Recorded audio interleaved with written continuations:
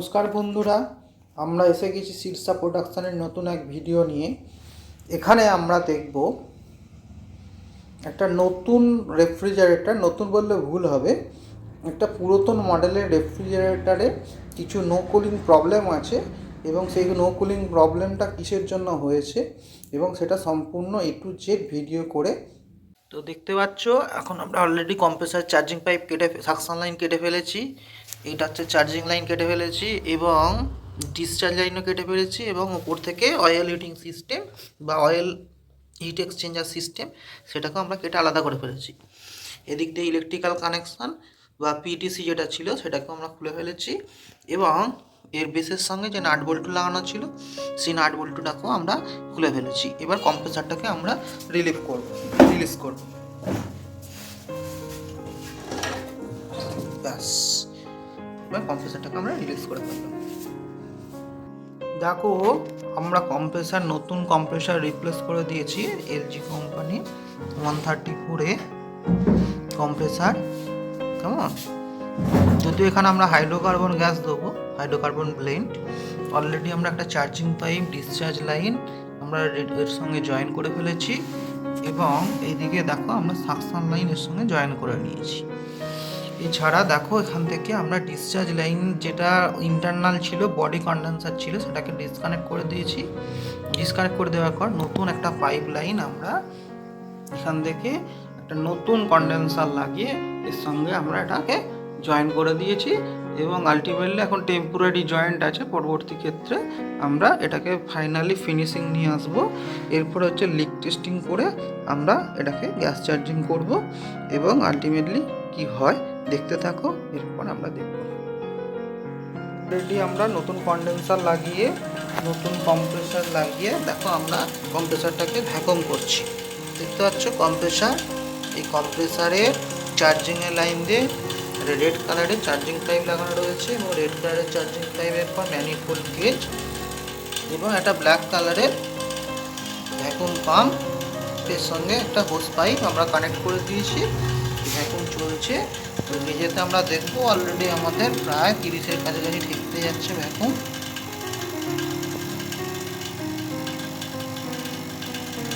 ঠিক আছে, তো আমরা কিছুক্ষণ ভ্যাকুয়াম করে তারপর গ্যাস চার্জিং করবো। দেখো অলরেডি আমাদের ভ্যাকুয়াম চলছে, প্রায় 30 ঠেকতে গেল ভ্যাকুয়াম। এরপর আমরা কি করবো, ভ্যাকুয়ামটাকে বন্ধ করে দিয়ে ডিসকানেক্ট করবো। এটাকে আমি বন্ধ করে দিচ্ছি, ম্যানিফোল্ড গেজকে বন্ধ করে দিলাম। বন্ধ করে দেওয়ার পর বন্ধ করে দিলাম। বন্ধ করে দেওয়ার পর ভ্যাকুয়াম পাম্পটাকে আমি অফ করে দিলাম। অফ করে দিয়ে আমি ডিসকানেক্ট করে দেবো এবং দেখবো ভ্যাকুয়ামটা আমার পড়ে যাচ্ছে কিনা। ভ্যাকুয়ামটা যে জায়গায় আছে 5 মিনিট দেখবো সেই জায়গায় আর রয়ে গেল। দেখতে পাচ্ছ ভ্যাকুয়ামটা কোনখানে আছে।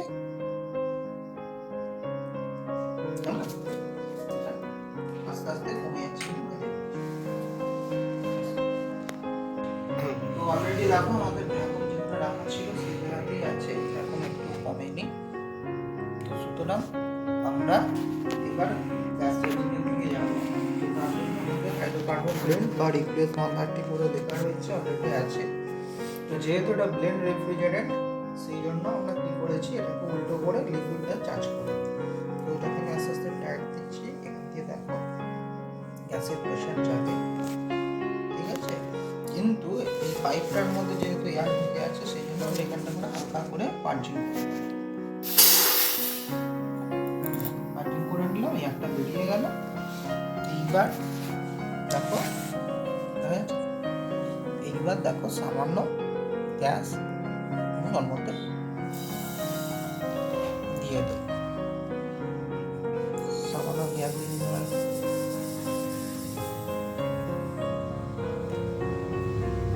সামান্য গ্যাস এর মধ্যে আমরা দিয়ে দিলাম। গ্যাসটা যাচ্ছে এখানটা করে অলরেডি ঠান্ডা হতে আরম্ভ করে দেবে। ঠিক আছে, এখানে প্রায় 40 প্রেশার দেখাচ্ছে আমার এখানে। তো মোটামুটি স্ট্যান্ডিং প্রেসারে চলে এসছে। এরপর প্রয়োজন অনুযায়ী আমরা গ্যাস চার্জ করব। আমরা এর মধ্যে গ্যাস দিয়ে দিয়েছি, গ্যাস চার্জিং হয়ে গেছে। গ্যাসের ব্যাক প্রেসার দেখে নাও কত আছে আপাতত।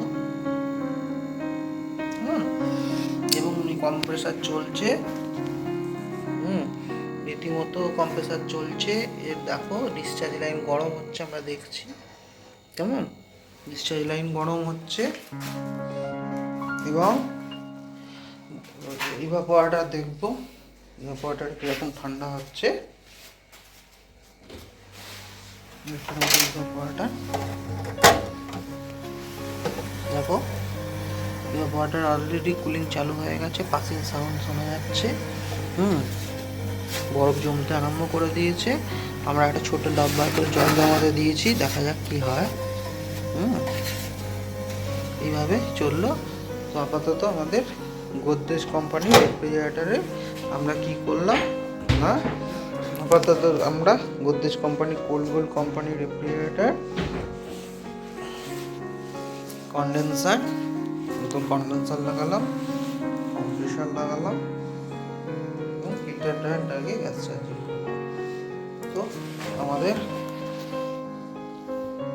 আপাতত কমপ্লিট হয়ে গেছে কাজ। এরপর আমরা খালি একটু পারফরমেন্স চেক করে সিল করে দেবো। ওকে, বাই। নেক্সট ভিডিওর জন্য ওয়েট করো।